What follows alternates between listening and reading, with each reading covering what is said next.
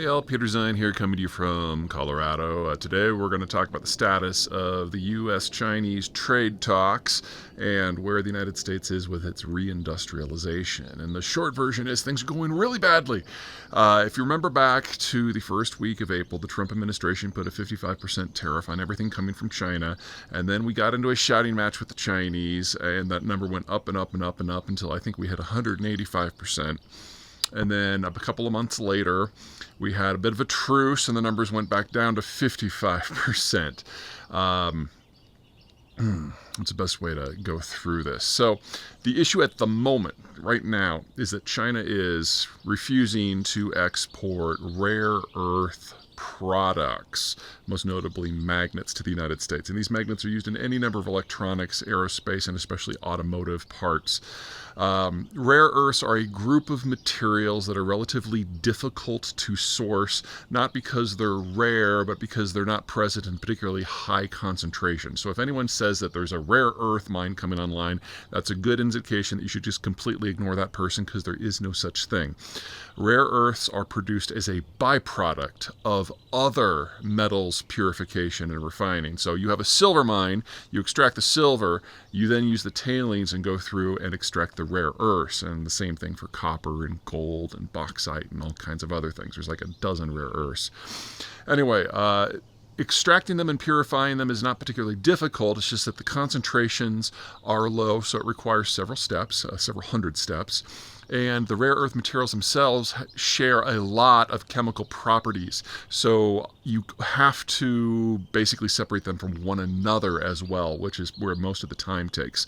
So you take these tailings, you grind them down, you add some chemicals to dissolve everything, and then you basically boil the whole thing in acid, and that separates a little bit out. And then you take that and you put it into the next vat of acid, and you do it again, and then up, and again and again, and you do that a few hundred times. And at the end of the day, after usually 6 to 8 months of separation and acid treatments, and starting with several tons of material, you get a couple of ounces of rare earth metals. And a little goes a long way. For most uses, these things are really just doped rather than the core production level. So, all the rare earths that are used by the entire world could probably fit in a garage every year. Anyway, it's expensive from a minerals processing point of view, and it's dirty because of all the material that is used, because of all the acid, and because of the radioactivity that naturally comes from a lot of mining activity. So what happened was, back in the 1980s, most of this stuff was done in the United States or in Europe. But the Chinese, who were early in their economic development, decided that anything they could throw cash at and anything where they could ignore environmental regulations, they would have an advantage in. So they threw a lot of money at this industry in order to dominate production. And in doing so, because of the subsidies, they ended up producing the rare earths for a significantly lower price point than anyone else could. And because of that, we were able to use rare earths and things like rare earth magnets in order to make what we call computers today, specifically solid-state drives. For those of you who are older, you remember the old spinning hard drives? Yeah, those didn't use many rare earths, but the solid-state drives did. So the whole point was, now that we have this available, we're going to move to a type of technology that uses much less electricity, generates far less heat, and sets the stage for the processing and computing revolution that we've known throughout the 90s and the 2000s. For example, smartphones wouldn't have happened without this. So the Chinese have honestly done us a solid.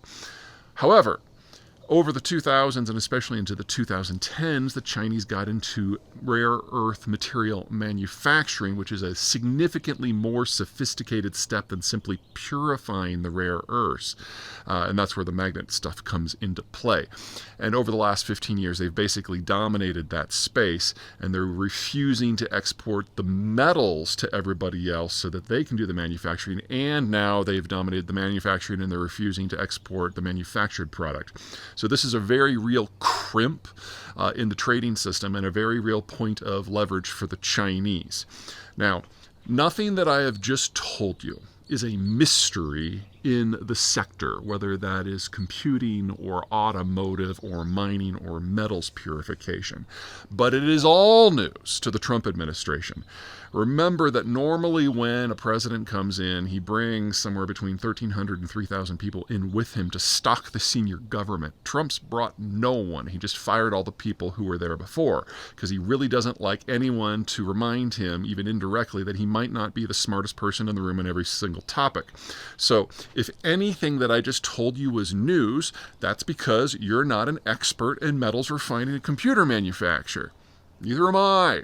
But I talk to a lot of people. I know what I don't know, and I seek out that information, and Trump is not a person like that. So what happened with the trade talks is Trump on April 2nd made his big announcements with those big game show boards and then just assumed that everything would magically happen the way he had dictated, regardless of what the situation on the ground was or the interests of other parties. It was very Obama-esque. Honestly, the two of them are very similar from their management style.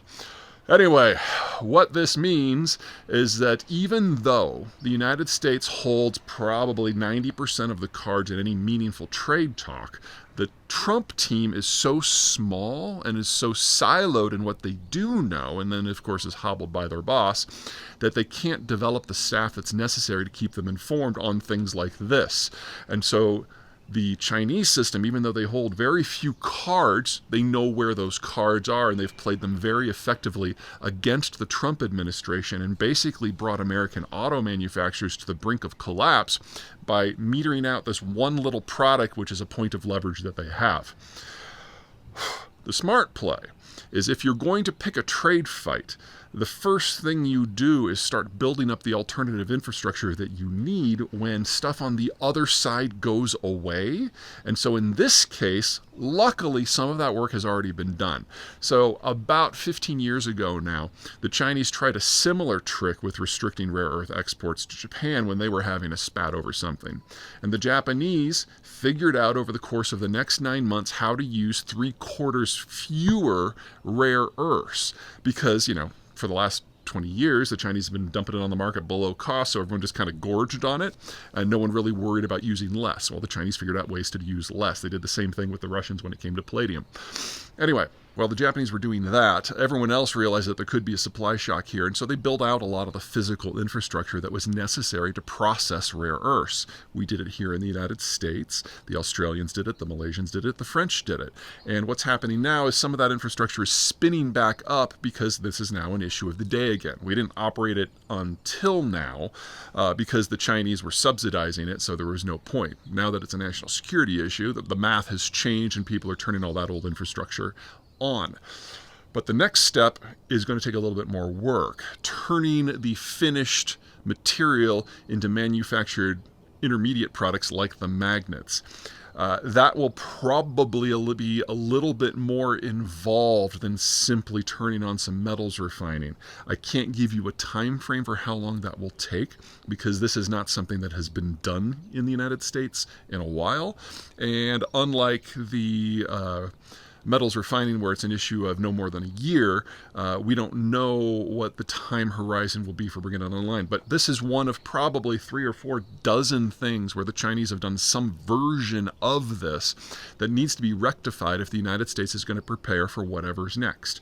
If you're one of those people who would like to think that the trade situation is going to revert to how we were 15 years ago, I think you're wrong, but we would need this in order to prevent any sort of regression or long-term fights with any partner, most notably China. And if you're like me and you're pretty sure that the globalized system is never coming back, then we need to do this regardless if we're going to have stuff like, cars, or we need to invent technology to get along without the rare earths, one of the two. Anyway, this is all stuff that should have been done before we picked a trade fight and before the Trump administration demonstrated that they really don't have a good grip on the core issues that are necessary to invent the next world, whatever that happens to look like.